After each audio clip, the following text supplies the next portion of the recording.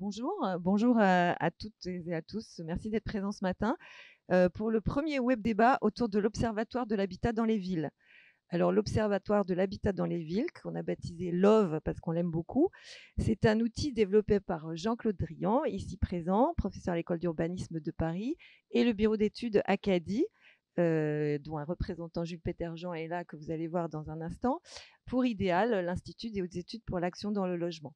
Donc, l'objectif de cet observatoire, c'était de constater et de comprendre, c'est toujours, parce qu'il va durer dans le temps, comment la politique du logement se décline à échelles différentes dans des situations géographiques, historiques, sociologiques, économiques très variées. Et aussi des situations politiques selon l'importance accordée au sujet. Donc, nous avons choisi 21 villes pour leur situation urbaine à la fois particulière et typologique. Donc, des grandes, des petites, des villes en plus ou moins bonne santé économique, des villes en position centrale dans le territoire ou littoral, plus ou moins excentrées, enclavées, et en tout cas, généralement en dehors des classifications et des zonages classiques. Nous avons dégagé, je dis nous, c'est surtout Acadie et Jean-Claude Drian, une série d'indicateurs sur l'habitat. Donc, ça peut concerner la production de logements, le taux de pauvreté, le logement social, le délai d'attente à un logement social, la mobilité, l'artificialisation des sols et pas mal d'autres. Et ces résultats statistiques et ces situations témoignent d'une grande diversité que vient encourager ou contrecarrer des politiques mises en place, des politiques, mais aussi le marché et d'autres éléments qui tiennent à l'accessibilité géographique d'un lieu, à sa proximité avec des bassins d'emploi, à son attractivité climatique, ça compte aussi, à sa réputation, enfin tout un tas de choses qui font qu'une ville est plus ou moins attractive et aussi beaucoup de son histoire. Donc tous ces résultats sont en ligne sur l'observatoire que vous pouvez télécharger sur ideal.fr sous la forme d'un livret. Et l'idée était donc de dézoomer la politique du logement qui s'exprime souvent en grande moyenne nationale ou régionale. Alors, la politique du logement ou de l'habitat, c'est d'abord s'assurer que chacun ait un toit sur la tête et que personne ne dorme dehors, donc offrir à chaque citoyen la possibilité de devenir un habitant et dans le meilleur des cas, de choisir cette condition d'habitant, donc son lieu de résidence, son statut d'occupation au moins. Et ce choix est loin d'être facile, voire possible partout. C'est pour cette raison que nous avons choisi de décliner cet observatoire en des débats avec les responsables des villes, ou de certaines des villes qui forment l'échantillon, et qui vont nous expliquer à chaque fois comment ils font. Donc il y aura 3 conférences, et celle-ci est la première, qu'on a baptisée Changer de chez soi, et qui explique, j'espère qu'on va comprendre, comment s'organise le fameux parcours résidentiel. Donc, ce premier débat sera suivi de 2 autres en avril et en mai, qui sera rentrer chez soi et choisir son chez soi. Donc, aujourd'hui, on aborde 3 situations très différentes.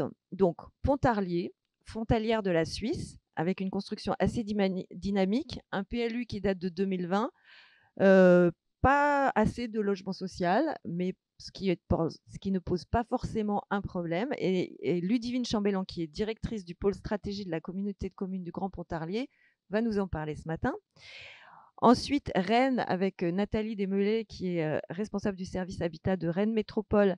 Donc Rennes, qui s'appuie sur des décennies d'une politique de maîtrise foncière, politique extrêmement formalisée, qui met justement la liberté de choix au cœur de son ambition politique. Donc Nathalie va nous expliquer ça, mais une ville qui commence aussi à être un peu dépassée dans son organisation par un marché extrêmement dynamique et une attractivité très forte. Et puis Saint-Étienne, donc avec Patrice Rennery, directeur de l'habitat et de la cohésion sociale de Saint-Étienne Métropole. Donc Saint-Étienne, qu'on a l'habitude, c'est une habitude, je ne sais pas si elle est bonne ou mauvaise, de présenter comme la métropole la moins chère de France, qui pourrait être considérée comme un avantage, mais ce qui ne l'est pas forcément. Voilà, et je trouve aussi que les intitulés des postes de ces responsables montrent déjà la manière dont la politique du logement est accrochée à d'autres politiques ou la manière dont elle est considérée. Voilà, je laisse la parole à Jean-Claude Drian et à Jules Péterjean pour mener les débats. Et vous pouvez poser des questions dans le chat au fur et à mesure de la conférence que nous passerons aux invités et aux intervenants. Merci beaucoup et bonne réunion. Merci Catherine. Bonjour à toutes et à tous. Donc, Je reviens de dire quelques mots d'introduction qui vont finalement être un peu redondants avec ce que vient de dire Catherine, mais je crois qu'effectivement l'intitulé changer de chez soi renvoie de façon très directe à cette notion de parcours résidentiel. Qu'est-ce que c'est qu'un parcours résidentiel? C'est assez simplement la façon dont les ménages adaptent en continu leurs conditions de logement à l'évolution de leurs besoins, mais aussi à l'évolution de leurs aspirations. Un logement plus grand, un logement plus petit, être propriétaire, être locataire, habiter en ville ou à la campagne, etc., etc., en individuel ou en collectif. Alors, rendre ces parcours résidentiels possibles pour tous est un enjeu évidemment majeur des politiques du logement et de l'habitat. On doit volontairement les deux termes pour souligner leur différence. Et ça contribue d'ailleurs à justifier pas mal de mesures qui sont des mesures de politique du logement à l'échelle nationale. Hein, la promotion de l'accession à la propriété, le développement du logement social. Une offre abordable d'une manière générale et de qualité, les aides à la personne, bien entendu, qui contribuent à la solvabilisation des ménages. Mais force est de constater, et l'Observatoire joue un rôle évidemment, me semble-t-il, pour le souligner, que les conditions de la réalisation de ces parcours résidentiels diffèrent très sensiblement d'un lieu à l'autre, d'un territoire à l'autre. Que ces parcours résidentiels puissent se développer relativement facilement, ou au contraire qu'ils soient très très contraints. Alors l'Observatoire de l'habitat dans les villes met en lumière un certain nombre d'indicateurs, et en prenant très simplement deux indicateurs simples et classiques, hein, euh, on voit bien l'ampleur des écarts entre des villes dans lesquelles le prix d'un logement ancien tourne autour de 1 000 € du mètre carré. Alors, parmi les villes de l'Observatoire, on va souligner Saint-Dizier, Saint-Dié-des-Vosges, Nevers ou même Saint-Étienne, et d'autres où il faut compter au moins le triple. Et là, on va citer Montpellier, Rennes, les Sables d'Olonne, sans même parler de Lyon, ni évidemment de Paris qui n'est pas dans l'Observatoire. Et face à ce coût de l'accès à la propriété, le rôle des parcs locatifs s'en trouve lui-même extrêmement souligné, et différencié, à l'image de la capacité annuelle d'accueil des demandeurs. Dans certaines villes, la demande n'atteint pas ou dépasse à peine le double du nombre des attributions qui sont prononcées chaque année. Alors que dans d'autres, là encore quelques exemples, Meaux, Lyon, Montpellier, Bastia, Libourne, l'écart dépasse un rapport de 1 à 6. Alors, la simple mise en relation de ces deux indicateurs, qui sont très très classiques, hein, elle montre bien l'ampleur de ces disparités en matière de capacité des ménages à accéder au logement qui leur est nécessaire et à faire évoluer leurs conditions d'habitat. C'est là que se pose la question de la mobilité résidentielle au fur et à mesure des changements de leur vie et aussi de leurs aspirations. Là où il faut attendre longtemps un logement social, il sera tout aussi difficile d'en sortir le moment venu, en générant ainsi un cercle vicieux qui est celui de parcours qui sont bloqués. Mais là où les prix sont plus modérés et où l'offre est abondante, l'accès au logement et les mobilités résidentielles s'en trouvent grandement facilités. Alors c'est une bonne nouvelle, évidemment, pour les ménages concernés, si ils peuvent faire évoluer selon leurs besoins, leurs conditions de logement. Mais cette bonne nouvelle, elle a un revers. Et ces revers, il y en a plusieurs. On peut en citer quelques-uns de façon rapide, hein. C'est par exemple le risque de délaissement de certains segments de l'offre, notamment de l'offre privée, qui sont rendus moins utiles et peu attractifs, notamment dans les centres des villes, où la question se pose avec des conséquences en cascade qui sont bien connues, du dépérissement de certaines des fonctions de la centralité, notamment les fonctions commerciales. Autre exemple de ce revers de la médaille, c'est la montée de la vacance dans le parc social, qui pose aussi la question des segments les moins valorisés et de la question plus large du renouvellement urbain et des enjeux du renouvellement urbain. Et puis, troisième exemple, et on pourrait en citer d'autres, hein, c'est la propension à l'étalement périurbain, consommateur de ressources foncières, consommateur d'énergie carbonée, mais aussi souvent générateur de pertes de recettes fiscales pour les parties urbanisées des agglomérations. Alors on le voit, avec ces deux cas de figure un peu extrêmes entre marché très tendu et marché plus détendu, on le voit que la problématique des parcours résidentiels interpelle les politiques locales dans toutes leurs dimensions classiques, d'où le caractère systémique de cette question qui renvoie aussi aux thématiques des deux autres séminaires. La production et la gestion du logement social, c'est de la dimension intercommunale des politiques mises en œuvre, c'est-à-dire quelles sont les solidarités et dans quel périmètre s'exercent ces solidarités, celle de la fabrication de l'attractivité résidentielle des secteurs délaissés et de la question du renouvellement urbain, je l'ai dit, celle des politiques de promotion de l'accession à la propriété dans leur dimension locale et des outils qui sont disponibles ou pas ou qu'il faut inventer pour le faire, celle des relations centre-périphérie, etc. La liste peut être très, très, très longue. Alors, il me semble qu'un des apports importants de l'Observatoire, c'est de montrer que ces grandes lignes de problématiques ne se différencient pas seulement à l'aune des critères classiques de la taille des agglomérations entre les petites et les grandes, entre les métropoles et les villes intermédiaires ou les villes petites. Elles résistent aussi, me semble-t-il, aux analyses qui sont trop binaires entre tendu et détendu. Parce que l'attractivité touristique ou la proximité d'une frontière, on va le voir, peuvent durcir les conditions d'accès au logement, tout comme la désindustrialisation qui peut générer des formes de déclin démographique, pas démocratique, drôle de lapsus, dans les métropoles. Voilà. Et de même, l'histoire longue des politiques locales de l'habitat peut avoir généré, selon les cas, une offre sociale abondante ou au contraire, n'en avoir pas identifié la nécessité ou alors plus récemment. Et je crois que les 3 villes dont nous accueillons aujourd'hui les représentants illustrent bien la complexité de ces processus locaux.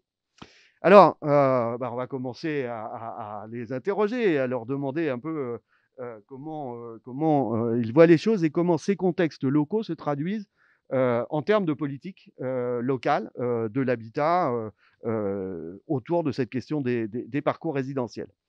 Alors, on va commencer par Ludivine Chambellan du Grand Pontarlier. Donc, le Grand Pontarlier, c'est une intercommunalité de 27 000 habitants située à proximité de la frontière suisse. Et c'est une ville qu'on qualifierait classiquement de ville moyenne ou de ville intermédiaire, mais dans laquelle l'Observatoire montre bien qu'on a une certaine tension du marché, on a des prix élevés par rapport à la moyenne de ces villes de taille intermédiaire et une tendance assez forte au développement périurbain, avec également une offre de logements sociaux qui, dans ce contexte, apparaît, semble-t-il, insuffisante. Alors, dans ce contexte, comment la politique locale à Pontarlier cherche-t-elle à corriger ces difficultés ? Bonjour. Donc rapidement, je vais vous présenter quelques éléments du contexte de la ville de Pontarlier et du Grand Pontarlier, donc sa communauté de communes. Donc tout d'abord, sa situation géographique. La ville de Pontarlier est un territoire à dominante rurale situé en Bourgogne-Franche-Comté, à l'écart des grands réseaux. C'est une communauté de communes qui se situe à environ 50 km de Besançon. Et sa particularité, c'est de se situer à la frontière suisse. C'est ce qui fait un petit peu sa particularité au niveau des problématiques de l'habitat qu'elle rencontre. Donc, une communauté de communes qui regroupe 10 communes avec environ 27 500 habitants qui sont concentrés à hauteur de 60% sur sa ville-centre Pontarlier, avec un rayon d'attractivité d'environ 30 km pour les populations suisses et françaises, notamment due à sa surdensité commerciale, puisque Pontarlier présente une offre équivalente à un bassin de 120 000 habitants. Et puis, c'est également un territoire très favorable à l'installation des travailleurs frontaliers, puisque ça représente environ 30% de nos actifs.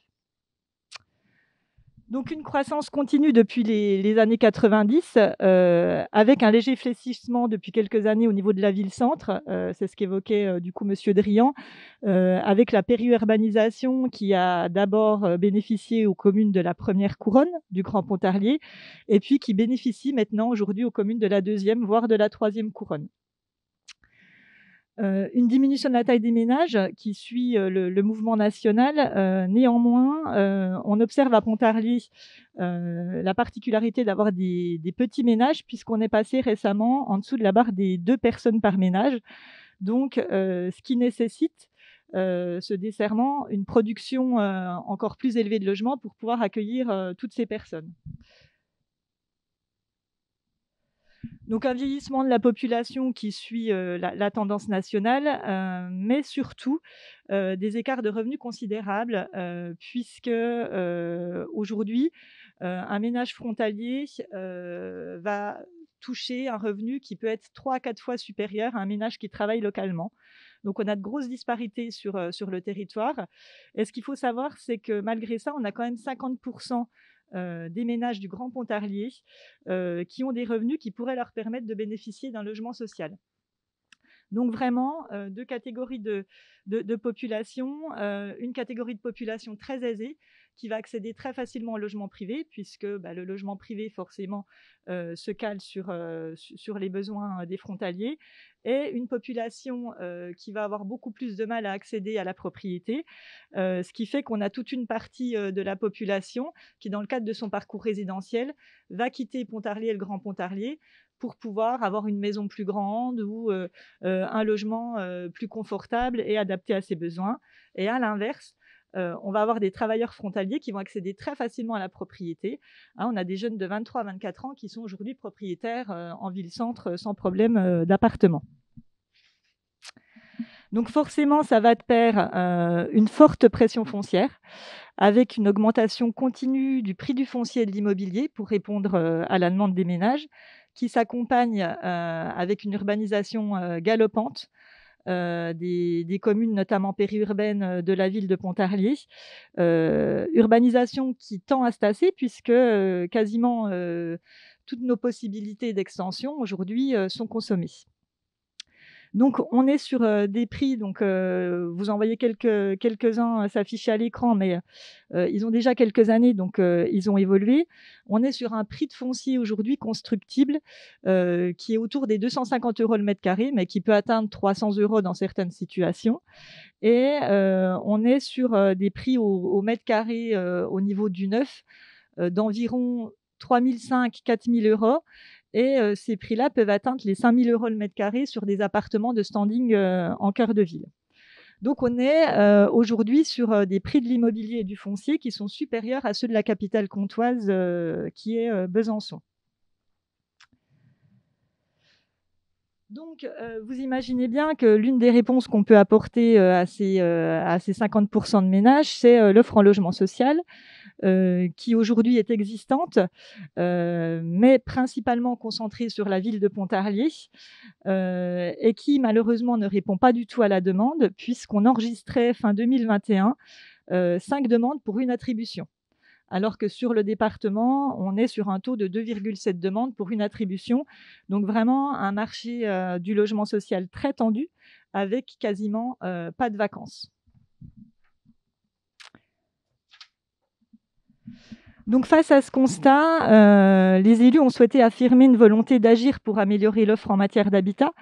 Donc, c'est une volonté qui est récente, contrairement aux autres collectivités qui vont s'exprimer, puisqu'il y a eu une prise de compétence au niveau de la CCGP qui s'est faite en 2017. Et il y a eu un choix un peu fondateur de lancer cette politique d'habitat, c'est celui de faire un plan local d'urbanisme intercommunal qui vaut programme local de l'habitat. Donc, c'est le premier pour notre collectivité. Donc, voilà, il est ambitieux, mais il reste à l'échelle d'un premier PLH. Et puis, si j'ai du temps, je vous présenterai également quelques initiatives communales innovantes pour créer du logement abordable. Donc, le PLH, c'est 13 actions. Je ne vais pas vous les détailler. Je vais juste m'arrêter sur les 3 actions qui sont aujourd'hui lancées. D'abord, on a la chance de faire un PLH en parallèle de l'élaboration d'un plan local d'urbanisme, ce qui nous permet de nous doter d'outils réglementaires dans le cadre de l'élaboration de ce PLU, notamment au niveau des zones à urbaniser. Donc, dans le cadre de ces zones à urbaniser, on va créer des orientations d'aménagement et de programmation qui vont imposer la création de logements sociaux. Ce qui va nous permettre réglementairement de créer du logement social qui répondra à une partie des besoins. On va également pouvoir instaurer des servitudes de mixité sociale. Et puis, les communes qui le souhaitent peuvent créer des emplacements réservés pour accueillir des résidences spécifiques. Ça peut être pour créer des résidences seniors, des crèches ou tout simplement des emplacements réservés qui sont au bénéfice des bailleurs sociaux. Donc, je vais également m'arrêter sur l'action 5 de ce PLH qui est lancée aujourd'hui au niveau du Grand Pontarlier. C'est la mise en œuvre d'une opération programmée d'amélioration de l'habitat qui, elle, va nous permettre d'agir sur le parc privé ancien. Parce qu'il ne faut pas oublier que 80% du logement de 2050, il est existant. Donc, il faut aussi agir sur du coup tout ce qui est précarité énergétique, tout ce qui est maintien à domicile. Donc, cette action va nous permettre d'accompagner les propriétaires, bailleurs et occupants dans des travaux d'amélioration du logement pour garder un parc ancien dynamique et attractif, notamment sur la ville-centre. Et puis la dernière action que je voulais souligner, puisque elle peut paraître anecdotique pour des grosses collectivités qui ont des services habitat très fournis, mais c'est la création d'un poste de chargé habitat et de logement en 2021, puisque pour mettre en œuvre une politique de l'habitat, il faut avoir des moyens humains. Et aujourd'hui, voilà, c'est un acte fort de la collectivité qui va nous permettre de mettre en œuvre toutes ces actions. Alors, s'il me reste un peu de temps, je voulais parler des logements abordables. Les logements abordables, ça a été un souhait politique sur la ville-centre, de se dire, effectivement, il y a une partie des habitants qui vont pouvoir prétendre au logement social. Il y a une autre partie des habitants qui ont des revenus aisés qui vont pouvoir accéder au logement privé. Mais entre deux, on a des ménages qui travaillent localement et qui peuvent ni accéder aux logements sociaux puisqu'ils ont des revenus un petit peu trop élevés, mais qui ne peuvent pas pour autant se loger dans le parc privé. Donc l'objectif, c'était de conquérir, de créer de l'offre sur ce segment manquant sur notre territoire. Donc, il y a eu 2 opérations sur la ville de Pontarlier. Alors, une première opération, c'était la reconversion d'un quartier, au sein duquel on a créé une résidence senior, donc avec 30 logements accessibles sous conditions de revenus. Et puis, au sein duquel également, les 150 logements qui vont être créés seront faits selon une mixité programmatique et sociale, c'est-à-dire avec des typologies différentes, notamment des petits logements pour justement accueillir ces petits ménages qui aujourd'hui ne trouvent pas forcément l'offre qui répond à leurs attentes, mais également des logements qui vont être à hauteur de 20% des logements locatifs publics, de 40% des logements privés et à hauteur de 40% des logements abordables qui seront 20 à 30% en dessous du prix du marché et qui seront accessibles sous conditions de revenus. La deuxième opération innovante, c'est dans le cadre de la vente d'un tenement foncier à un promoteur local.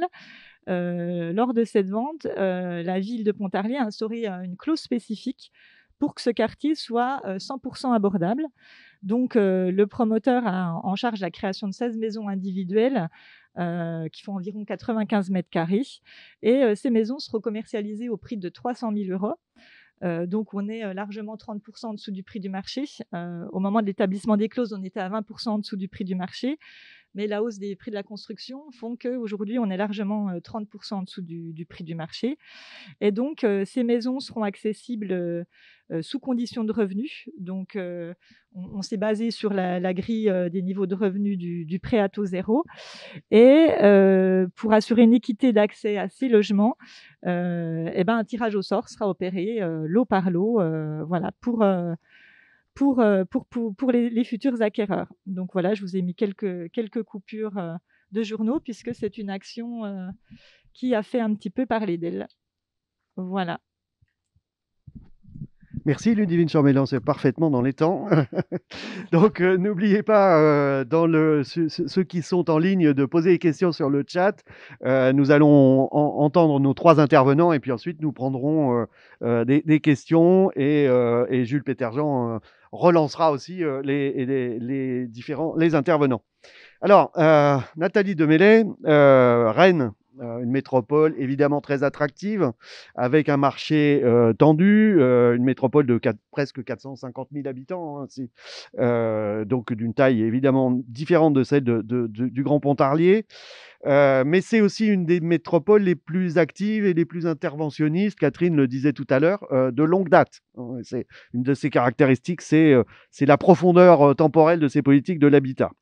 Ce qui, on le verra, n'empêche pas aujourd'hui d'avoir toujours un marché fort tendu. Alors la question est comment et avec quels moyens cette politique de longue date tente-t-elle de s'adapter à l'évolution du marché pour rendre possible les parcours résidentiels dans cette métropole. Nathalie, c'est à vous. Merci, bonjour à tous. Alors, je vais faire une petite présentation du territoire. Donc, Rennes Métropole, c'est la porte de la Bretagne. Et souligner une caractéristique, réseau routier gratuit, c'est important aussi. Étoile ferroviaire. Et puis, depuis 2002, le métro. Dans la plus petite agglomération de France, on a eu un métro. Donc, Rennes Métropole, oui, c'est 451 000 habitants, c'est 43 communes et c'est surtout une très ancienne intercommunalité puisque le district a été créé en 1970. Alors, j'insiste toujours sur cette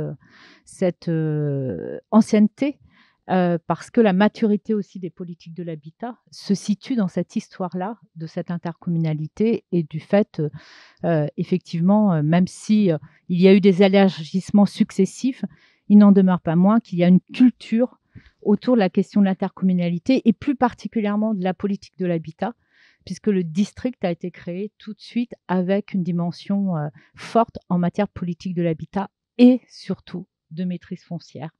Donc, c'est ce qui constitue l'ADN de notre territoire. Par ailleurs, oui, effectivement, on est un territoire plutôt attractif, puisqu'on est dans le top 5 des territoires les plus dynamiques démographiquement, donc avec une caractéristique d'équilibre entre le solde naturel et le solde migratoire. 48% solde migratoire, 52% solde naturel. J'insiste sur cette question-là, enfin sur ce critère-là, cet indicateur, parce qu'avant tout, il s'agit bien de loger les Rennais et de répondre à une demande. C'est quand même dans nos débats actuels, partout en France, doit-on continuer à grossir? Doit-on continuer à accueillir? Mais accueillir, c'est accueillir des ménages qui décohabitent avant tout. Vous l'avez dit tout à l'heure, on a un desserrement des ménages. Il faut de plus en plus de logements pour loger le même volume de population. Donc, notre caractéristique fait aussi qu'on a un solde naturel extrêmement important, plus de 50%. Alors, pardon. Donc, je voudrais, parce que je pense que c'est caractéristique, cette carto, ces 4 petites cartes sont très évocatrices de notre thématique d'aujourd'hui. Donc, c'est l'évolution de l'accueil sur notre aire urbaine au fil du temps, avec 4 périodes. La première période, 1990-1999, on voit la ville-centre, Rennes, le gros point jaune. Et puis, on voit que l'accueil se fait essentiellement sur le territoire de la métropole, donc délimité par le trait noir, le premier trait noir. Et effectivement, il y a un accueil modéré, mais réel, sur le reste de l'aire urbaine. Et puis, 99-2008, c'est le choc. Qu'est-ce qu'on voit? On voit une diffusion très importante et très rapide. On est entre 90 et 99, 99-2008. Une diffusion très importante et très rapide de l'accueil sur le reste de l'aire urbaine, avec, je ne vous l'ai pas mis, si on y superpose la carte des ressources des ménages qui s'installent sur le reste de l'aire urbaine, eh bien, on a plutôt affaire aux actifs à revenus intermédiaires, moyens à intermédiaires. Et qu'est-ce qui s'est passé durant cette période? Tout simplement, la métropole n'a pas assez produit. Elle a produit à peine sa production était à peine supérieure à son point mort, c'est-à-dire le nombre de logements nécessaires juste à maintenir la population, et donc pas suffisamment de logements pour accueillir de nouvelles populations, pour répondre au desserrement des ménages, pour accueillir aussi, répondre à l'attractivité. Donc très mécaniquement, envoler des prix. Alors du neuf, pas tout de suite, mais de l'existant, oui, très rapidement. Manque d'offres, donc forcément concurrence sur le marché de l'existant. Et on a des biens, des maisons, qui sont passées en 2 ans de 150 000 à 300 000 euros. Leurs prix ont doublé. Donc, exclusion des ménages vers le reste de l'aire urbaine Et le choc pour les élus, ils construisaient des logements et les écoles se vidaient. Vieillissement accéléré de la population, c'est scénario un peu catastrophe, hein. Vieillissement accéléré de la population, une population qui vieillissait plus vite que le reste du département, un solde migratoire nul et un développement qui était maintenu uniquement par le solde naturel. Donc un électrochoc important, politique, puisqu'on venait toucher à l'ADN du district, hein, qui était vraiment cette politique de l'habitat et cette politique d'accueil, avec la mise en place en 2005 d'un programme local de l'habitat extrêmement volontaire et qui aujourd'hui constitue encore les bases de notre politique de l'habitat. J'y reviendrai. Je ne vais pas m'étendre sur la période 2008-2013, qui est la période intermédiaire de mise en œuvre du PLH, mais regardez la dernière cartographie, 2013-2018, on voit un recentrage de l'accueil sur le territoire de la métropole. Alors les détracteurs vont nous dire « Ah, c'est la métropole qui aspire ». Non, pas du tout. C'est la métropole qui redonne du choix résidentiel aux ménages.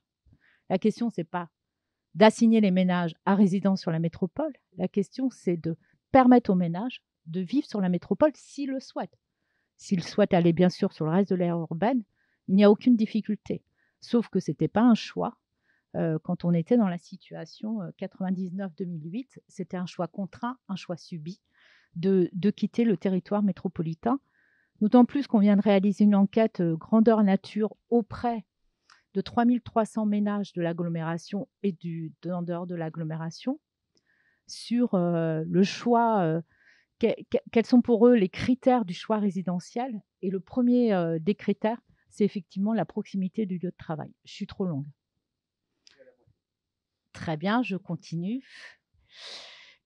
Donc, premier PLH, mais je voulais m'arrêter sur ces cartographies parce que ça montre bien l'enjeu de notre sujet.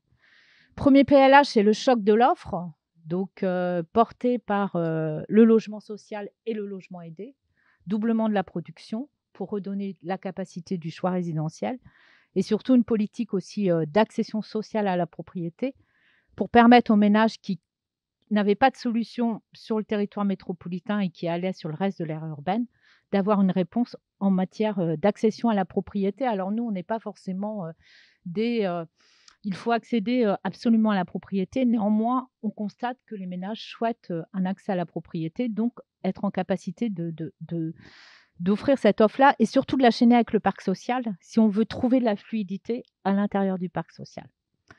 Et puis le PLH de 2015-2020, qui est encore le PLH actuel, 2015-2022, parce que nous, on fait des PLH sur 8 ans, on dit à l'État 6 ans, mais en réalité, on les allonge. Ça ne veut 6 ans, ça... on a à peine le temps de poser le crayon qu'il faut déjà le reprendre, donc c'est juste pas possible. C'est une autre question qui s'est posée à nous, c'est la question autant le PLH 2005-2014, c'était la question de l'échelle aire urbaine Rennes Métropole, autant le PLH 2015-2022, c'est la question plutôt intra-métropolitaine et la question effectivement de l'égalité ou de la liberté au choix résidentiel à l'intérieur de notre territoire, d'une part, et d'autre part à l'intérieur des parcs eux-mêmes et du parc social en particulier. J'y reviendrai tout à l'heure, avec la mise en place du loyer unique pour le logement social. Mais c'est vraiment cette question, c'était de lutter contre l'assignation à résidence à l'intérieur de notre territoire, sur les quartiers NPNRU, d'une part, et d'autre part, effectivement, à l'intérieur des parcs aussi, redonner du choix résidentiel. Donc, je ne vais pas trop m'étendre parce que je pense qu'on y reviendra tout à l'heure. Tu me fais signe quand je dois m'arrêter. Mais vous l'avez compris, en tous les cas, pour le PLH de Rennes Métropole, la question de l'égalité au choix résidentiel, c'est une question centrale. Et pour ça, on a mis en place des outils de régulation du marché. Donc, j'essaye d'aller très, très vite, à la fois effectivement, sur les différents axes et qui nous permettent aujourd'hui d'offrir, je vais aller directement à cette diapo-là, d'offrir effectivement une production équilibrée équilibré. Pas si équilibré que ça, puisque malgré tout, on se retrouve aujourd'hui confronté également à une tension complémentaire, donc à une production dont 60% des logements sont régulés par le PLH. Alors, comment sont-ils régulés? Une partie, 40% des logements sont des logements aidés, logement social, accession sociale. Et comme vous l'avez dit tout à l'heure très justement, en 2005, on avait un PLH extrêmement binaire, logement aidé, logement libre, et puis toute cette classe intermédiaire moyenne qui se trouvait sans solution. Et donc, pour le coup, on a introduit avec le PLH de 2015 la notion de logement dit régulé. Alors, ça veut dire quoi des logements régulés? Ça veut dire tout simplement des logements à prix encadré, tant en accession, que vous avez fait sur le logement dit abordable, qu'en locatif. Et donc, par différents, on a introduit ce qu'on appelle le Pinel régulé sur notre territoire avant d'avoir mis le Pinel breton. On a mis en place le Pinel régulé de l'accession dite maîtrisée, qui vient compléter le logement aidé, le logement social, locatif social et le logement en accession sociale à la propriété. Ce sont 60% des logements qui sont ainsi régulés et chaque produit immobilier, je vous les ai indiqués là, je ne sais pas si les diaporamas seront mis à disposition des auditeurs, et à chaque produit, PLAI, PLUS, accession sociale, BRS, PSLA, etc., accession abordable. Et il y a une fiche produit qui en détermine les conditions de montage économique des opérations, tant sur la question du poids du foncier dans le bilan économique de l'opération, que sur la question, bien entendu, du prix de vente à l'accédant ou du prix de location au futur locataire. Juste sur la méthode, je pense que c'est très, très important. Pourquoi peut-être on se distingue de d'autres territoires? C'est parce qu'on a un PLH qui est contractualisé. C'est-à-dire que tous nos objectifs font l'objet d'une contractualisation avec l'ensemble des communes de notre territoire. Donc, on passe un contrat de mise en œuvre du PLH avec chacune des communes qui en détaille les programmations, tant quantitatives que qualitatives, les localisations, le temps, la temporalité de la mise en œuvre des programmations à différentes échelles donc du territoire. Et puis, ces conventions de contractualisation avec les communes ne s'arrêtent pas là, puisque ce ne sont pas les communes qui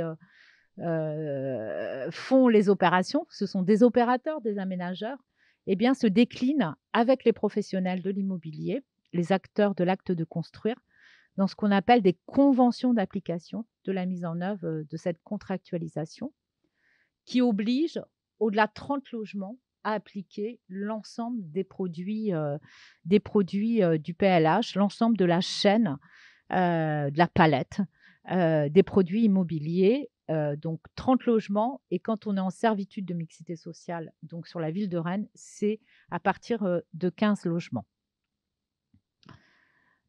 Je reviendrai tout à l'heure peut-être sur nos innovations. C'est terminé. Donc voilà, je vous laisserai vous poser les questions par rapport aux innovations tout à l'heure, notamment sur le loyer unique. Et puis l'outil qu'on vient de mettre en place pour rendre durable aussi les efforts de la collectivité. Parce que j'en terminerai comme ça, c'est que depuis 2005, Rennes Métropole consacre énormément de moyens. À un moment donné, il y a un sentiment d'épuisement, le sentiment du one-shot en dehors du logement social. Mais le logement social, pour qu'il fonctionne, il faut qu'il y ait de la fluidité. Pour qu'il y ait de la fluidité, il faut qu'il y ait de la sortie. Et pour ça, il faut qu'il y ait effectivement de la durabilité dans l'objet social des programmations, accession sociale, accession abordable, ce qui n'était pas le cas jusqu'à la mise en œuvre des OFS qui permettent la dissociation foncier bâti. Voilà, merci. Merci Nathalie Demélay. Oui, une des choses que je retiens, il y en a beaucoup, mais une des choses que je retiens, c'est dans les 4 cartes que vous avez montrées, le fait que finalement les effets d'un PLH commencent à se voir quand le PLH suivant arrive à échéance quasiment. C'est-à-dire qu'on a toujours une très longue, une inertie extraordinaire dans ce domaine du logement. Et d'un point de vue politique, je pense que ça pose tout un tas de questions sur les mandats électoraux. Bref. Passons à Saint-Étienne. Saint-Étienne, une métropole presque aussi grande que Rennes. On tourne autour des 400 000 habitants, si je ne me trompe. Alors Catherine disait, c'est la grande ville française où les logements anciens sont les moins chers. On a une population qui croît légèrement, malgré des soldes migratoires assez négatifs. Donc il en résulte évidemment un marché plutôt détendu et un fort mouvement de périurbanisation qui, dans cette agglomération, se reflète aussi sur des niveaux de construction neuve qui sont faibles par rapport à ce que l'on connaît ailleurs. Alors dans ce contexte, il semble que l'un des enjeux majeurs, ça soit celui de l'attractivité de la partie centrale de la métropole, sans parler seulement de la ville-centre. Donc par quels moyens, Patrice Rennery, par quels moyens tentez-vous d'enrayer ce type de mécanisme? Merci. Donc, c'est vrai que j'ai prévu une présentation, ou je n'ai pas prévu une présentation aussi longue voilà, que mes collaborateurs, enfin, que mes partenaires, mes autres partenaires. Donc, j'ai illustré le territoire à partir d'une carte. Donc, Saint-Étienne Métropole, c'est un territoire qui se trouve à proximité du Grand Lyon.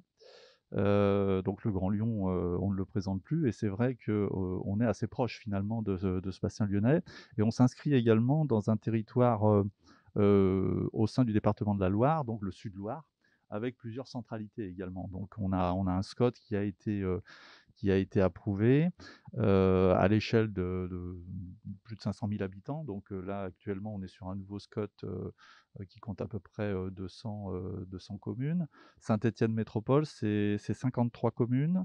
53 communes avec un EPCI qui est passé de communauté d'agglomération à communauté urbaine et puis à métropole en 2018, donc sous l'impulsion du président maire, donc Gaël Perdriau.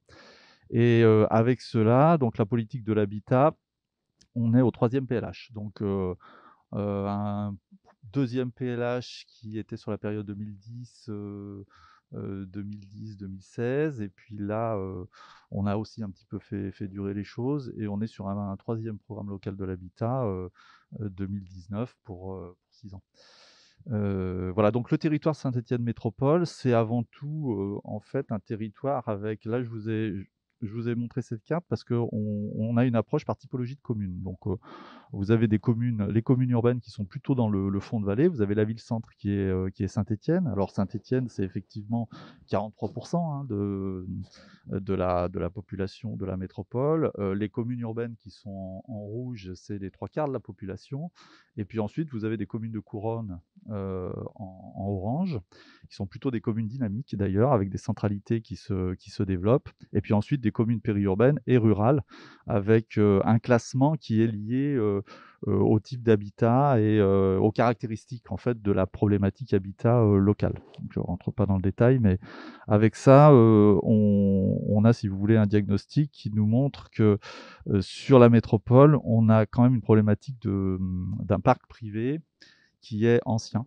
Donc plutôt sur le fond de vallée, vous voyez, donc le fond de vallée, c'est ce qui est en rouge, hein, Saint-Étienne et puis Saint-Chamond dans la vallée du Gier, et puis vous avez la vallée de l'Ondaine de l'autre côté. Donc notre PLH est divisé en trois secteurs, Furan, Gier et Ondaine.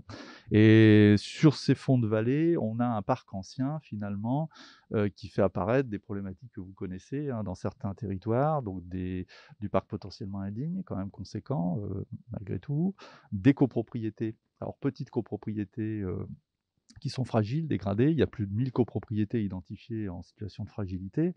Alors, beaucoup de petites copropriétés dans les centres anciens, mais aussi des grandes copropriétés fonctionnalistes des années 50-70, avec des grosses problématiques de fonctionnement et puis de problématiques de transition énergétique de plus en plus. Hein.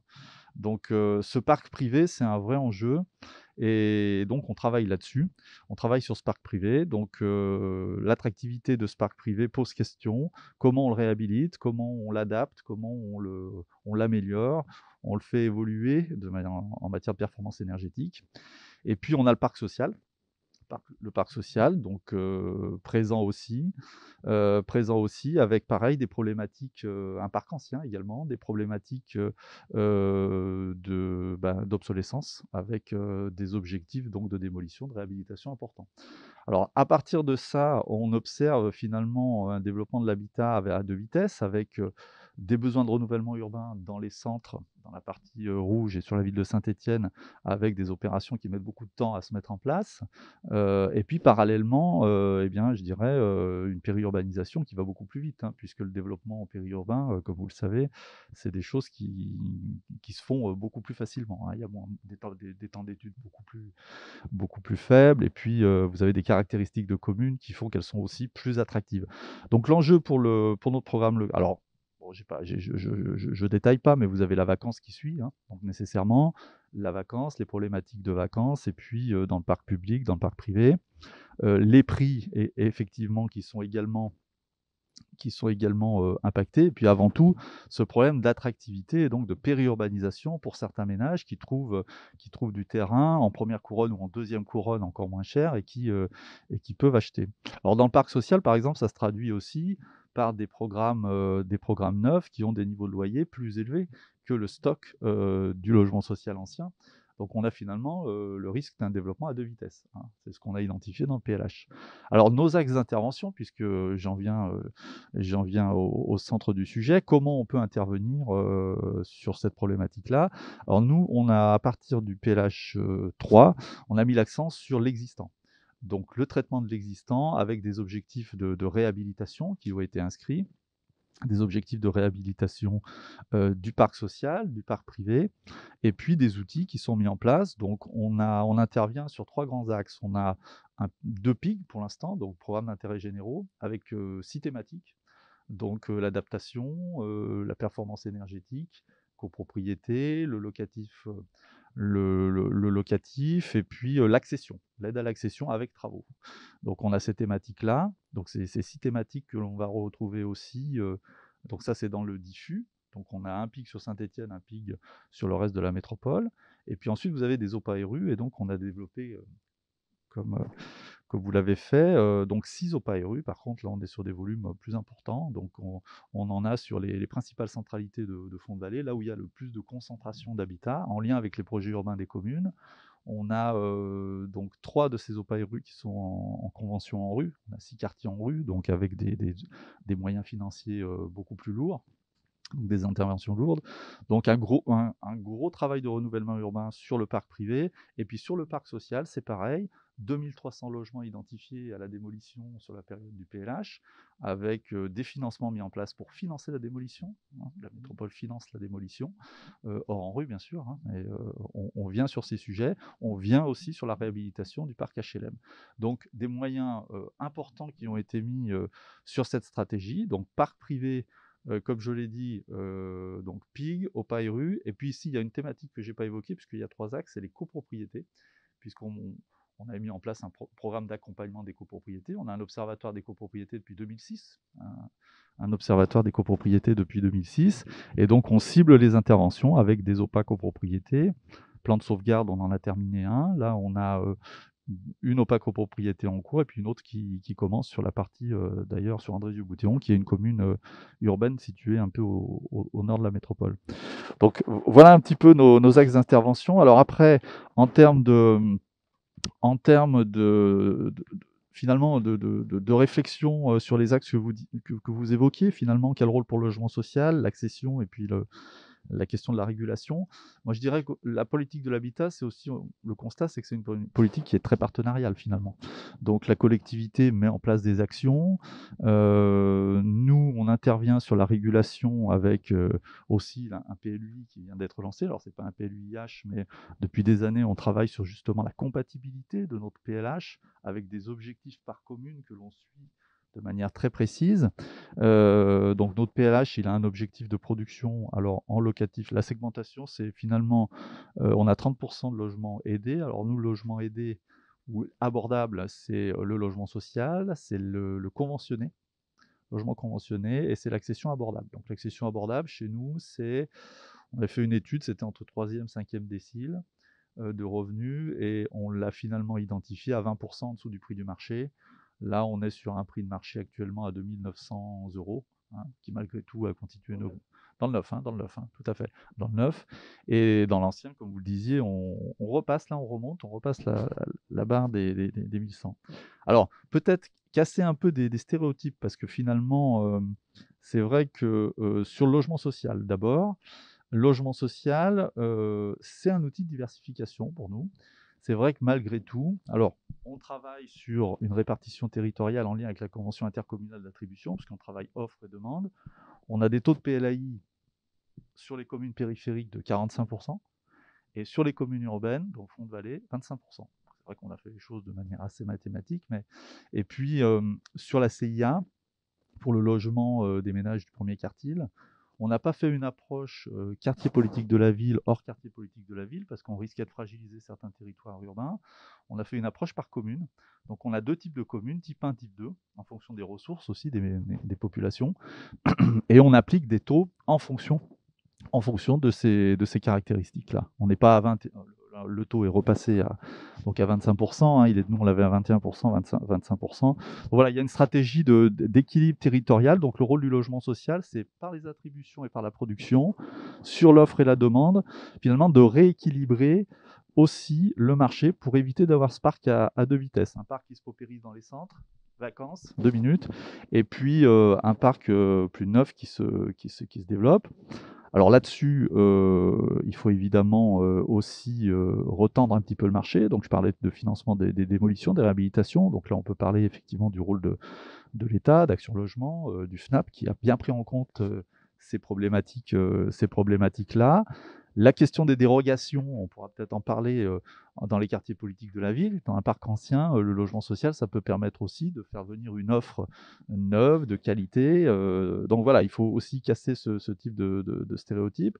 Et puis le locatif, on a aussi vu, nous, que sur certains segments neufs, on n'est pas à 1000, alors les niveaux de loyer sont en moyenne autour de 7 €, mais sur du récent, on peut monter au-delà de 10 €, 10, 11 €. Donc on a montré finalement qu'on avait aussi, par rapport à un besoin de diversification fort que l'on note sur ces communes urbaines, hein, il y a effectivement 60% des ménages qui sont en dessous des plafonds PLAI qui sont dans le parc privé, en tant que locataires ou propriétaires. Donc c'est aussi, et comme dans le logement social, pour nous, c'est diversification de ce logement et de cet accès au logement dans ces centralités urbaines. Il y a aussi cet enjeu-là, si vous voulez, à la fois loger les ménages qui ont besoin, mais aussi à faire attention et travailler sur la mixité sociale. Donc il y a ces segments à développer avec effectivement des réflexions avec l'État sur les questions de Normandie, de Pinel, mais adaptées, hein, évidemment. On n'est pas à des plafonds qui seraient ceux du AB, donc nous, on est plutôt inférieur, donc on a fait des calculs pour proposer des choses. Donc là, c'est comment on peut travailler là-dessus. Et puis effectivement, sur l'accession, eh bien, on a aussi des dispositifs d'aide avec des aides aux propriétaires sous plafond PTZ qui viennent et qui font des travaux de rénovation énergétique dans les logements. Là, on les aide à l'accession. Voilà. Sur la régulation de logement, on a aussi des outils, mais je pense qu'on pourra les échanger au cours des débats. Merci Patrice Rennery. Moi, c'est des choses que je retiens de façon transversale de nos interventions à tous les trois. C'est non seulement la diversité des contextes, mais aussi la diversité de la façon de mobiliser les outils ou du rôle que ces outils peuvent jouer. Le logement social joue visiblement pas le même rôle à Pontarlier, à Rennes et à Saint-Étienne. Et la question du logement abordable, par exemple, que vous avez tous les trois évoqué, se décline dans des termes qui sont eux-mêmes nettement différents. Et c'est je trouve là aussi très conforme à ce que nous voulions montrer dans le cadre de cet observatoire. Je passe la parole à Jules Péterjean, cabinet Acadie, qui va animer la suite des débats. Merci Jean-Claude, enfin avec toi bien sûr, hein, mais peut-être les règles du jeu pour cette deuxième partie de séminaire. Voilà, il reste une demi-heure, mais on pourra peut-être déborder un peu comme on a commencé en retard. Il y a quelques questions dans le chat, donc n'hésitez pas à poser des questions aux différents intervenants en précisant bien à quel moment ou sur quel sujet vous voulez parler, parce que c'est pas forcément toujours très clair. Et puis entre vous, n'hésitez pas aussi à vous poser des questions, c'est assez libre. Peut-être une première question collective pour l'ensemble des participants, qui est sur donc dans ces trois collectivités, quels effets ont les mécanismes de défiscalisation pour favoriser l'investissement locatif? Alors, je ne sais pas si je les pose toutes ou on commence. Peut-être sur cette première question, il y a une. Oui, à Rennes alors. Alors, à Rennes, ça va être, je pense, on va avoir des réponses assez différentes, mais je me permets de prendre le micro à ce moment-là, puisque nous avons mis en place une expérimentation qui s'appelle le Pinel breton. L'idée, c'était justement d'enlever des zones sur Rennes, ville, où la défiscalisation était possible, pour les redistribuer ailleurs en Bretagne. Parce que c'est ça, le mécanisme nos politiques publiques passent leur temps à corriger les effets des politiques nationales. Et donc, c'est quand même une des caractéristiques premières. Et effectivement, quand vous avez un recentrage de la défiscalisation sur les zones B1 et qu'en Bretagne, vous n'avez que Rennes en zone B1, Saint-Malo et les îles, vous voyez tout de suite ce que ça peut produire sur un marché breton ou à Brest, on ne peut pas nier quand même le dynamisme du marché. À Vannes, on ne peut pas le nier. À Vitré Communauté, etc. C'était des zones dépourvues de capacité à mener des opérations donc d'investissement locatif avec de la défiscalisation. Donc très mécaniquement, ce qui s'est produit, et on peut l'observer dans l'augmentation des prix de l'immobilier en neuf, très mécaniquement une concentration de ces opérations sur notre territoire avec une explosion des prix de l'immobilier parce que, je ne l'ai pas dit tout à l'heure, mais en quelques années, on est passé d'un prix de l'immobilier autour de 4 000 euros moyen à aujourd'hui plutôt autour de 5 000, 5 500 et même aujourd'hui on dépasse les 6 000 de façon courante sur la ville-centre. Donc oui, ça impacte énormément et on a mis en place ce Pinel breton donc, qui a consisté à enlever des iris, pour faire un peu technique, des iris un peu stratégiques de la ville, de l'éligibilité au dispositif de défiscalisation pour les remettre donc à Brest, Quimper, Vannes, Vitré Communauté, etc. Oui, c'est une expérience que nous avions suivie de très près. D'ailleurs, j'avais eu un contact pour savoir comment vous aviez fait. Alors, c'est pas évident, effectivement, de travailler sur le zonage, parce que le zonage, il y a une dimension de concertation qui est nationale jusqu'à présent. Et nous, il y a deux choses. On pense que le de Normandie, par exemple, avec tous nos efforts et les moyens qui sont mis publics, que ce soit État, collectivité, on pense que ce sera un outil intéressant sur les secteurs d'OPA, voire sur les secteurs du gisement foncier, c'est-à-dire dans les centralités, pour dynamiser. Parce que il faut être clair, un investisseur, nous l'investissement, c'est faible sur la promotion immobilière. Déjà, on a un marché qui est fragile, c'est 300 ventes par an.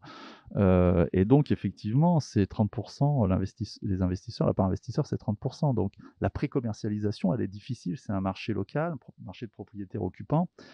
Et donc, on pense que le de Normandie sur l'ancien, ça peut avoir un effet. Et le Pinel, pareil, on pense que il y a, avec un niveau de loyer négocié inférieur, comme je le disais tout à l'heure, au plafond. Alors, on ne l'a pas, donc on ne peut pas savoir ce que ça produirait, mais on pense que sur des secteurs stratégiques, puisqu'on a aussi un établissement public d'aménagement, on a des secteurs stratégiques. J'ai parlé tout à l'heure du parc ancien, du renouvellement, mais il y a aussi des secteurs de développement. Et sur ces secteurs-là, on pense effectivement qu'on pourrait travailler avec cet outil Pinel bien adapté, mais ce ne serait pas du logement intermédiaire, ce serait pour nous du maîtrisé sur le plafond. Voilà.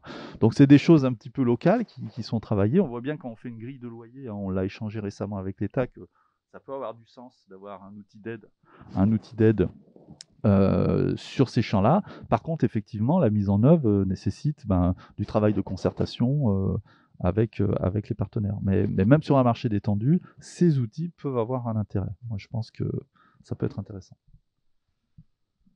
Oui, en deux mots sur la ville de Pontarlier, on a bénéficié également du dispositif Pinel. On est en zone B2. Donc effectivement, pour répondre à la question, ça a eu un effet quand même sur la production de logements en accession. Voilà. Excusez-moi, redire que ce qui vient d'être dit pour Saint-Étienne, c'est la problématique de la contextualisation. Or, les dispositifs de défiscalisation ne contextualisent pas. Donc, c'est vraiment la question de la contextualisation à nos territoires, à nos marchés. Les dispositifs en tant que tels ne sont pas mauvais. C'est la manière dont ils se plaquent de manière homogène et dont alors qu'on a des politiques de l'habitat qui sont des politiques programmatiques, réfléchies, comment on amène des dispositifs de guichet qui viennent perturber et plus que perturber sur nos marchés, en tous les cas tendus, qui viennent mettre à mal tous les efforts par ailleurs qui sont développés. Bah, sur ce point, enfin, c'était un peu le but de l'observatoire aussi, donc je pense qu'on est très content, toute l'équipe, que vous ayez commencé comme ça, parce que dans le choix des villes même qui a été fait, il y a eu un choix fort de dire dès le début, on ne prend pas les zonages habituels des politiques de l'habitat, mais on est sur une approche typologique à partir de critères hors politique de l'habitat, quoi, pour voir un peu, bah, en regardant la France dans sa diversité géographique, dans toutes ces villes, quelles sont les politiques de l'habitat et comment en fait ça peut se heurter avec ces questions de zonage dont vous avez parlé et de mettre en dialogue les politiques publiques. J'ai une question un peu technique, mais ça peut, pour Pontarlier, à propos de l'opération de lotissement Montaigne, où une participante nous demande si vous pouvez préciser s'il y a eu des conditions opérationnelles négociées avec l'opérateur pour permettre à ce dernier de garantir une offre à un prix maîtrisé des maisons, par exemple un foncier minoré, ou un appui de la collectivité à la commercialisation, etc. Oui, et oui. Alors, je comprends. Je savais que j'allais avoir cette question. Donc, effectivement, le foncier a été vendu à un prix minoré. Hein, ça a été une négociation avec le promoteur, hein, par rapport au prix de commercialisation des maisons et au prix de vente du foncier. Et on s'est fait accompagner sur cette opération par les domaines. Hein, pour effectivement rester dans les clous du prix de vente en fonction de sa destination. Donc, il y a une partie des conditions qui relevaient de l'intérêt général, qui ont été des clauses qui ont été fixées par la collectivité. Et puis, il y a aussi une autre partie de clauses auxquelles s'est engagé l'opérateur dans sa réponse à la collectivité. Mais effectivement, oui, notre action, ça a été, enfin, l'action politique au niveau de la ville de Pontarlier, ça a été de vendre un terrain à un prix minoré. Oui, je vous en prie. Justement, comment est-ce que vous avez mis des clauses encadrant les reventes? Puisqu'il y a un effort de la collectivité, donc quelque part, il y a de l'argent public injecté dans une opération à caractère privé. Comment vous encadrez donc le dispositif de revente? Alors du coup, c'est justement le promoteur qui s'est engagé dans son offre à encadrer le dispositif de revente. Hein, la collectivité s'est bornée à imposer des clauses qui relèvent de l'intérêt général. Donc voilà, du logement abordable, etc. Mais c'est le promoteur qui s'est engagé dans son offre à encadrer, dans le cadre des actes de cession de ces lots, d'avoir des clauses qui encadrent la revente. Donc effectivement, le travail de la collectivité s'est arrêté à la vente du ténement foncier. Et il y a tout un travail qui sera réalisé par le promoteur dans le cadre des actes de cession des lots individuels, dans lesquels il y aura des dispositions pour justement éviter ce genre de revente. Et c'est également le cas sur le quartier Saint-Pierre, où on a 40% de logements abordables. On est passé par un concessionnaire, une concession d'aménagement. Et c'est également les promoteurs qui vont revendre ces appartements qui intégreront ces clauses lors de la vente des appartements.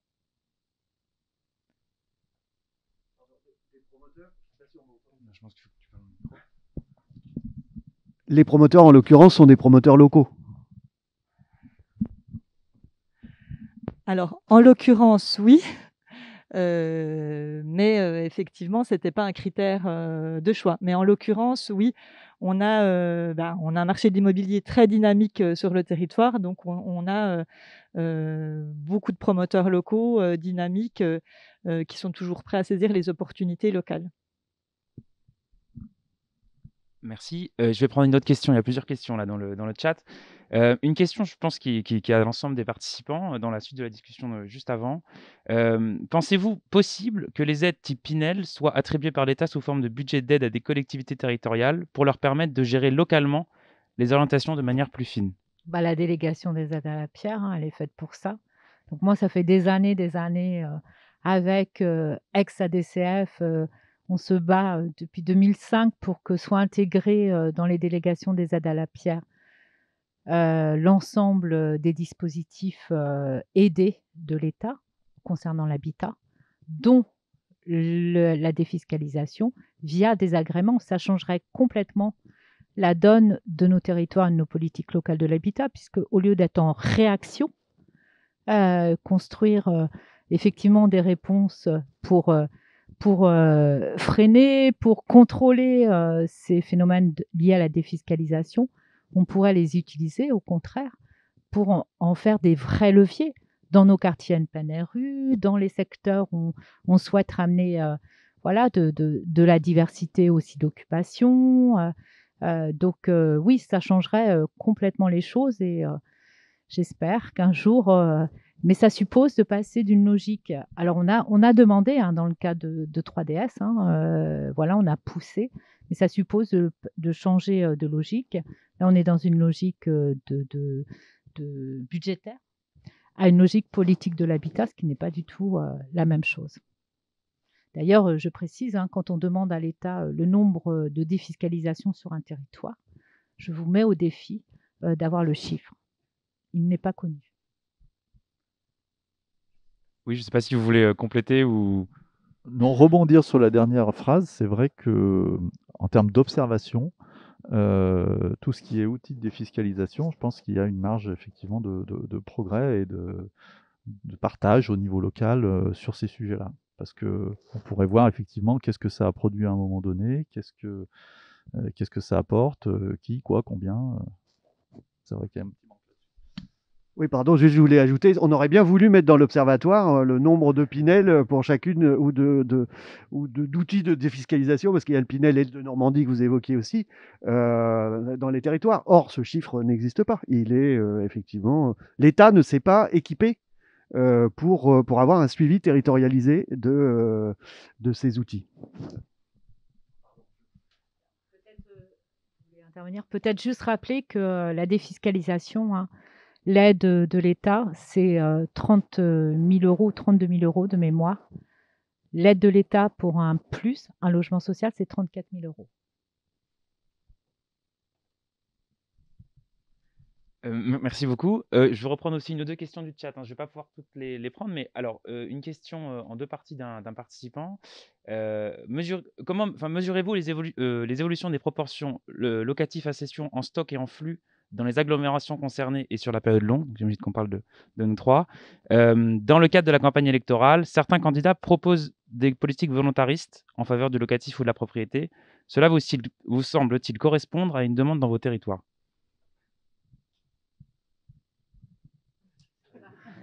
C'est jamais très facile de rebondir. Non, je voulais juste, parce que est abordée la question du stock.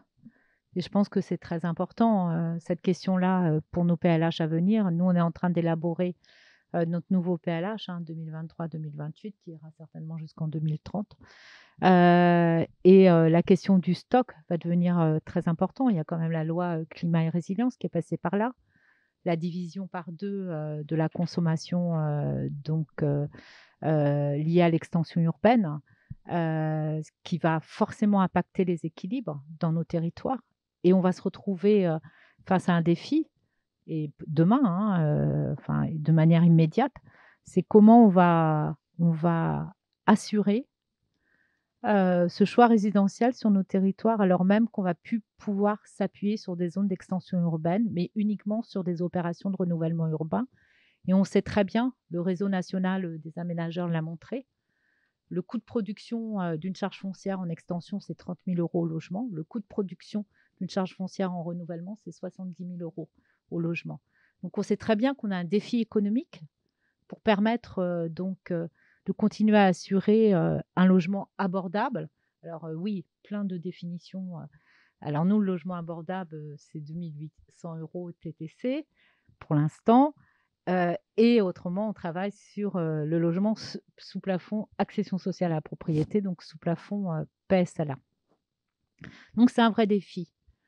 Et par ailleurs, comme on va être limité aussi dans la consommation foncière, il va falloir qu'on s'intéresse à notre stock, et notamment tout ce stock dans nos territoires. Alors vous le faites pour une autre raison à Saint-Étienne du fait, mais ce stock sur nos territoires qui a été largement capté par des investisseurs privés pour faire du logement étudiant, etc. Donc moi je dis souvent, c'est la reconquête des copros par des produits, refaire la ville sur la ville, c'est aussi retravailler avec ce stock. Et ça va être indispensable parce que sinon on va bloquer les parcours résidentiels sur notre territoire, en tous les cas, du logement social en particulier. Nous, on a une explosion de la demande locative sociale. On est des territoires, certes, où le revenu médian est plutôt assez au-dessus de la moyenne nationale. Mais malgré tout, on fait partie des territoires avec des demandeurs de logements sociaux relativement pauvres et où la demande locative sociale explose. Aujourd'hui, on a un taux de tension de 5,5, un peu plus de 5 demandes pour une attribution. Donc, on est effectivement, il y a un défi devant nous, c'est comment on recrée cette fluidité. Et on ne vend pas de logements sociaux. Donc, Donc, je partage l'effet du zéro artificialisation nette à venir et la vigilance que nous avons à avoir sur. Enfin, là, on change de paradigme, clairement, quand on regarde un petit peu de plus près. Donc, nous, on attend les chiffres, mais les collègues qui travaillent sur le PLUI, effectivement, l'impact va plutôt être celui du ZAN que celui du PLH, puisque le PLH est déjà vu comme un outil, nous on l'utilise beaucoup comme un outil de régulation aussi à notre échelle. Donc, c'est un outil qui n'est pas très bien vu par certaines communes, puisque effectivement on est vraiment sur combien de logements, etc. Après sur le suivi des outils et l'enjeu peut-être aussi pour la suite, c'est vrai, c'est ces notions, alors qu'on les appelle abordables, accessibles, nous c'est logement abordable, c'est que ce soit en locatif ou en accession, c'est à quel moment l'acteur public permet d'avoir ces segments capable de faire passer un ménage du parc privé dégradé au parc social neuf, après éventuellement à l'accession, etc. Donc c'est vraiment ça. Et nous, on le suit sous les 3 angles. Donc c'est le logement social neuf aussi, bien qu'il faille retendre sur le parc existant.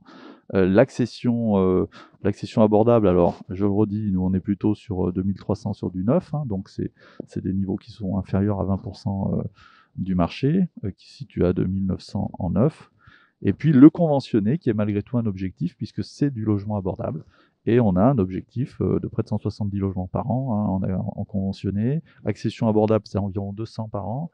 Et le logement social, c'est du 360 par an. Avec 120, on a à peu près en PLAI, on a 30% en PLAI. Comme je vous l'ai expliqué, avec 45% plutôt localisés sur les communes périphériques et sur 25% sur les centralités. Oui, alors du coup, je vous rejoins sur ce défi qui nous attend, qu'il faut commencer aujourd'hui de reconstruire la ville sur elle-même. Et je pense vraiment qu'on a un virage à prendre aujourd'hui si on veut offrir demain surtout un cadre de vie aux habitants qui leur permettent quand même de garder un certain confort dans leur vie de tous les jours, dans leur logement. Donc nous, ça passe aussi par la maîtrise du foncier. Et l'une des problématiques qu'on a dans notre territoire, c'est que le foncier est très cher, l'immobilier aussi. Et il y a aussi la nécessité sur ce volet-là, pour pouvoir avoir la maîtrise justement des futures formes urbaines, de la mixité, etc., d'avoir la maîtrise de ce foncier qui va sûrement passer par des partenariats au niveau notamment de l'EPF ou d'autres structures de ce type-là pour qu'on puisse intervenir sur le renouvellement urbain et sur la mixité qu'on veut y voir se développer. À vous entendre parler, il y a une notion importante que nous portons aussi, c'est l'habitat, c'est pas seulement le logement ex nihilo, c'est l'habitat au milieu de fonctions urbaines, d'une logique, d'une qualité urbaine. Et donc ça, on travaille vraiment là-dessus. Et c'est vrai que finalement, en termes les professionnels de l'habitat, on a beaucoup de chiffres en tête et on a surtout des approches marché. Mais après, il faut savoir revenir à la déclinaison à l'échelle du projet, discuter avec les élus, et c'est la traduction justement dans ces plus programmatiques, qui doivent être aussi très opérationnels. Et c'est vraiment ces enjeux-là, finalement, au-delà des chiffres, c'est comment est-ce qu'un un élu qui a un projet, aussi pour sa commune, comment on l'accompagne et comment on met en place un projet urbain qui permette aussi à la fois aux personnes habitant la commune de se loger, mais aussi à d'autres personnes de venir. Enfin, voilà, c'est aussi ces approches-là. Juste rebondir également pour dire le stock, ce que j'ai dit tout à l'heure, et puis le foncier, effectivement. Aujourd'hui, le curseur, c'est jusqu'où on va, jusqu'où les politiques publiques vont pour déclarer le foncier un bien commun. Et c'est quand même cette question-là. Et je crois qu'aujourd'hui, enfin, il me semble que c'est vraiment la question d'un certain nombre de territoires et de PLH aujourd'hui. Est-ce qu'on franchit ce pas pour considérer que le foncier devient un bien commun et au bénéfice, en tous les cas, de tous et qui permettra d'être un levier après, dans l'avenir, pour refaire la ville sur la ville. C'est vraiment une question qui se pose. Donc, en tous les cas, c'est une question qu'on va poser dans notre PLH. Donc, ça pose la question de nouveaux outils fonciers. Il y a la question de l'OFS, mais au-delà des questions de démembrement foncier bâti sous forme OFS, c'est comment demain on traite cette question foncière dans nos politiques locales de l'habitat. Moi, j'avais une question pour vous qui rejoint un peu les différents items sur lesquels on a commencé à discuter, notamment la question de la loi climat et résilience, enfin pour Rennes en particulier, mais les autres sont libres de répondre. Ma question, elle est sur vos cartes très éclairantes sur le rôle de la périphérie, etc. On connaît aussi à Rennes la ceinture verte. Pour ceux qui ont fait des études d'urbanisme, je pense que tout le monde connaît cette politique-là. Ma question, elle était plutôt dans la méthode. Vous avez parlé de votre PLH qui contractualise avec les communes. Autant, j'imagine que les communes de l'agglomération centrale, et encore, sont assez sensibles aux questions de densification, de faire la ville sur la ville, etc., de limiter l'artificialisation. Ma question était plus sur, en termes de méthode, comment vous arrivez à attraper les 30 autres maires, on va dire, quelque chose comme ça, en périphérie, pour les convaincre de prendre leur place dans ce parcours résidentiel, d'appliquer des taux de densification plus élevés que leurs voisins hors métropole. Voilà. Est-ce que vous avez des outils, des éléments de méthode ou des tips à partager avec les participants? Déjà, on a un SCOT à l'échelle du Pays de Rennes. Mais au-delà du SCOT, dans la contractualisation PLH, tout y est. La question des densités minimum sur chaque opération d'aménagement, opération d'extension, opération de renouvellement urbain. On est en train de travailler en ce moment à redéfinir ces densités minimum pour permettre d'avancer sur la question du ZAN. Typiquement, pour des communes de zone, ce qu'on appelle de zone 2 ou de zone 3, ça fait passer de 25 logements hectares à environ une approche autour de 35 logements hectares. Alors, ça paraît rien comme ça. Mais sur ces territoires-là, je peux vous dire que effectivement, ça a des incidences. Donc, il y a ces débats. On a une conférence des maires le 5 mars sur ces questions de la densité par différentes... C'est comme pour Saint-Étienne, on a 14 profils de communes. Hein. La contextualisation, elle est du national au local, mais du local, elle est aussi, il faut aussi contextualiser. Effectivement, vous l'avez rappelé, il y a la ceinture verte. On a 50% des communes qui font moins de 5000 habitants. On a des toutes petites communes et on ne peut pas avoir le même raisonnement sur le cœur de métropole de la commune de deuxième couronne qui est dans notre périmètre. Donc, on a 14 profils de communes, donc 14 manières de contextualiser la mise en œuvre du PLH à travers les contrats. Et ça comprend l'ensemble, ça comprend la question des gens du voyage, parce que ça aussi, c'est la liberté au choix résidentiel pour les gens du voyage. Hein. Ça comprend la question des attributions de logement, ça comprend bien sûr la question des orientations programmatiques, de la densité, etc., etc. Donc, tout est compris dans cette contractualisation. Et comment on s'en assure sur la méthode c'est un contrat, donc la commune, elle signe ou elle ne signe pas. Mais si elle ne signe pas ce contrat, elle n'a plus accès aux aides, elle n'a plus accès aux politiques publiques de la métropole. C'est-à-dire que c'est vraiment la cohérence et la gouvernance d'ensemble. C'est l'approche systémique. Hein. Vous ne pouvez pas vouloir les aides à la réserve foncière, par exemple, du portage foncier, et pas vouloir du logement social sur votre territoire, ce n'est pas possible. Donc, c'est vraiment cette question de... La politique de l'habitat, ce n'est pas une politique de guichet. Mon ancien élu disait... c'est pas la carte, c'est un menu. On prend tout, on prend rien. Oui, pardon, je rebondis sur la question de Jules parce qu'en fait, au-delà de la contractualisation, il y a il me semble que la question de la relation entre l'intercommunalité et les communes est une vraie question qui se pose dans tous les sites. Et la deuxième question, qui était aussi sous-jacente, c'est finalement, est-ce que le périmètre des intercommunalités est un périmètre suffisant pour traiter de la question de la régulation des parcours résidentiels, pour le dire autrement. Donc, on peut reposer aussi la question à Pontarlier et à Saint-Étienne. Et je complète avec une question du chat qui va un peu dans ce sens-là, qui nous demande si l'échelle régionale pourrait être, elle, une bonne échelle pour assouplir ou moduler les zonages et les politiques de guichet via les CRHH notamment. Évidemment, en Bourgogne-Franche-Comté, on ne dira pas la même chose qu'en Bretagne. J'ai l'impression qu'on a quand même un certain consensus en voyant les têtes tourner.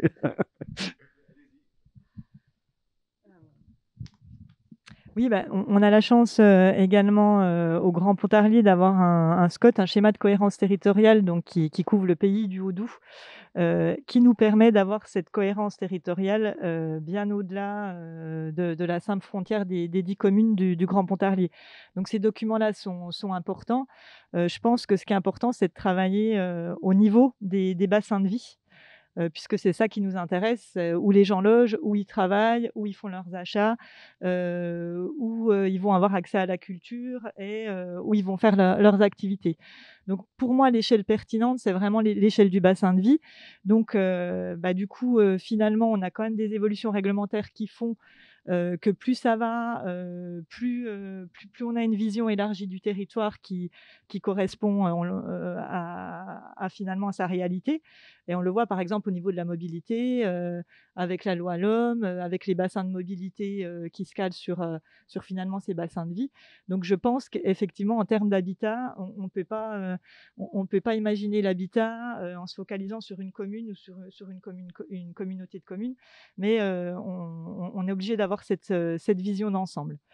Après, sur le côté ville-centre, petite commune périurbaine, on a effectivement cette problématique à notre niveau, puisqu'on est quand même sur une communauté de communes qui est rurale, où effectivement, c'est surtout sur les formes d'habitat où on a du mal à amener les petites communes à du collectif. Et ce qui est quelquefois dommage, parce que je parlais du cadre de vie, il y a une telle pression foncière qu'on arrive sur de la création de la maison individuelle en lotissement, où il n'y a plus du tout aucune intimité de vie, ni aucun confort de vie, puisqu'on est sur des parcelles de 500 mètres carrés, où finalement, il n'y a pas d'espace intime, où finalement, on vit quasiment plus avec les autres que dans un immeuble collectif. Donc quand je parlais du défi des nouvelles formes urbaines, c'est aussi trouver de nouvelles formes urbaines pour la ruralité. Et ce qui va peut-être nous y aider, c'est la jeune génération, qui est peut-être moins attachée à la propriété, qui est peut-être moins attachée à la maison individuelle. Mais quand je parlais de virage à prendre, je pensais également à celui-ci, notamment face au manque de foncier qu'on a et à la nécessité de produire plus de logements. Donc je pense que ça ne se fera pas seulement dans les villes, mais qu'il y a aussi une carte à jouer au niveau des territoires plus ruraux. Donc sur ces sujets de régulation, c'est vrai qu'il y a, enfin moi je vois plusieurs niveaux. Il y a effectivement la compatibilité avec le SCOT qui est nécessairement un document cadre. Pour nous, c'est effectivement, il fixe des objectifs de production, il fixe la stratégie de développement avec la ville-centre, un développement multipolaire, le lien l'axe de Lyon-Saint-Étienne. Après, il y a concrètement comment on régule, c'est-à-dire, alors nous on le fait par le logement social notamment. Alors on n'est pas délégataire des aides à la pierre, on a mis en place un système avec l'État où on donne un avis sur chaque opération et l'agrément est délivré par l'État ensuite sur la base de cet avis. Les communes donnent aussi un avis sur la base du PLH. Et globalement, ça fonctionne plutôt bien en termes de régulation. Ensuite, c'est comment on traduit le PLH très concrètement dans un PLU et dans un document d'urbanisme, comment concrètement on peut limiter la production sur un secteur constructible. C'est très compliqué. Donc ça passe par un PLU, ça passe par de la modification, voire de la révision. Et là, les personnes publiques associées ont tout leur rôle. C'est vrai que le SCOT a son échelle pour ce qu'il régule, la métropole pour un certain nombre de choses, mais aussi l'État, parce que nous, on est compétents que sur notre périmètre, et finalement, il y a des choses qui se développent à proximité. Et l'échelle départementale, enfin pour nous, finalement, c'est aussi le moyen, l'État, c'est aussi le moyen de dire attention, faites un document de planification, faites un PLU, essayez de réguler aussi les choses. Et on a même une problématique interdépartementale, puisqu'on a la Haute-Loire, à l'ouest de métropole, où il y a aussi un phénomène de périurbanisation très important sur certaines communes qui impacte des centralités de la vallée de l'Ondaine. Et pour le coup, quid des relations interdépartementales et de ce travail avec l'État. Après, le CRHH, est-ce que c'est un lieu qui peut être un lieu... Moi, je pense que ça peut être aussi, effectivement, le CRHH, un lieu de discussion, un lieu de débat, d'échange. De toute façon, on est obligé d'y passer si on veut toucher à certains sujets importants. Le CRHH ou le bureau du CRHH, c'est un lieu important. Mais malgré tout, il faut pouvoir s'appuyer sur peut-être des travaux plus locaux, plus départementaux, et puis à l'échelle des EPCI. Vous voulez compléter? Oui. En Bretagne, on a créé, avec la délégation des aides à la pierre en 2005, un club qui s'appelle le Club Décentralisation et Habitat, qui regroupe l'ensemble des EPCI pour discuter autour. À la base, c'était pour discuter effectivement en amont des CRHH, pour pas se battre devant le préfet pour avoir quelques agréments supplémentaires. Mais au fil des années, au fil du temps, c'est vraiment une instance de régulation et d'interconnaissance de nos politiques de l'habitat. Alors là, à l'échelle de la région, et par contre, à l'échelle de nos territoires, les coopérations intercommunales, c'est l'inter-PLH qu'on met en place et qui paraît effectivement indispensable parce que l'effet de seuil, quand on change d'un périmètre d'intercommunalité à un autre, vous ne pouvez pas avoir des densités imposées à 35 logements hectares et puis la commune d'après avoir des densités de 15 logements hectares. Alors chez nous, on peut... Le terrain à bâtir, sa taille moyenne, c'est 300 mètres carrés. C'était juste y compris. Merci beaucoup pour ces remarques. Alors, je leur tourne. Est-ce qu'on s'autorise encore une petite question ou... Dernière question. Alors, c'est une question pour Pontarlier, notamment sur l'articulation document PLH, document d'urbanisme PLUI. Quand on regarde les chiffres de l'Observatoire, on se rend compte que finalement, c'est une région très attractive, mais le centre-ville perd de la population, notamment liée au solde migratoire négatif. Et donc, je me demandais juste si, est-ce que dans une petite ville, comment la politique de l'habitat peut participer du renouvellement de l'attractivité de ce centre-ville et c'est quoi les liens peut-être avec les questions d'urbanisme, etc. Oui, alors effectivement, il y a eu un petit fléchissement du centre-ville de Pontarlier qui avait tendance à se paupériser en plus, ça va de pair. Donc, je pense que l'action de l'OPA, de l'opération programmée d'amélioration de l'habitat, je parlais de son action sur le parc ancien, parce que typiquement en centre-ville, on est sur un parc ancien. Et quand il y a beaucoup de demandes et que les propriétaires bailleurs arrivent à louer très facilement, souvent ce qu'on a, c'est qu'on a un parc ancien finalement qui peut devenir insalubre et qui peut aussi aller vers de la vacance. Donc on a un très, très, très faible taux de vacances, on a 6,7% de taux de vacances. Néanmoins, je pense que l'OPA va permettre de redynamiser le parc ancien sur le plan énergétique, sur le plan aussi du maintien des personnes à domicile, avec des travaux de mise en accessibilité, etc. Et puis, va nous permettre peut-être aussi de réinvestir des logements qui sont aujourd'hui vacants. Des fois, c'est simplement au-dessus des commerces, vous savez, ces premiers niveaux qui étaient des anciennes réserves qui aujourd'hui n'ont plus lieu d'être. Donc, je pense que c'est un outil qui peut être adapté au niveau du centre-ville. Après, voilà, au niveau du PLU, on n'a pas mis en place d'actions spécifiques par rapport au centre-ville, si ce n'est des objectifs de densité plus élevés sur la ville de Pontarlier et sur Doubs, qui représente notre pôle urbain, que sur les autres communes du territoire. Écoutez, merci beaucoup. Donc on arrive à la fin de ce premier échange. Je voudrais vous remercier tous les trois déjà pour être présents ici. Remercier Jean-Claude aussi pour son introduction, idéal pour son accueil. Pour vous rappeler, surtout aux participants et à vous, parce que vous êtes évidemment invités, qu'il y aura 2 séminaires suivants. Les dates ne sont pas encore complètement fixées. Catherine en a parlé. Le prochain va traiter des liens entre politique de mobilité et politique de l'habitat, et pas que. Vous voyez bien qu'à chaque fois, les discussions se recroisent. Et le troisième parlera du lien entre artificialisation, construction, ZAN, et politique de l'habitat. On a déjà commencé à déflorer le sujet, mais les débats risquent d'être longs et il faudra sûrement plus d'un séminaire pour continuer d'en parler. Je ne sais pas si Catherine, tu veux conclure ou Jean-Claude, ouais. Non, non, conclure, je ne suis pas sûr qu'on soit en mesure de le faire. Mais oui, merci beaucoup. Je crois qu'on pourrait discuter très très longtemps. On voit bien effectivement cette dimension systémique, c'est-à-dire que les questions qu'on pose dans nos 3 séminaires, en fait, elles ont été d'une certaine manière abordées déjà aujourd'hui. Ce qui sera intéressant aussi, c'est de de voir ces questions-là avec d'autres villes et continuer à faire tourner la table de cet observatoire. Merci à toutes et à tous, merci à vous 3 et à bientôt.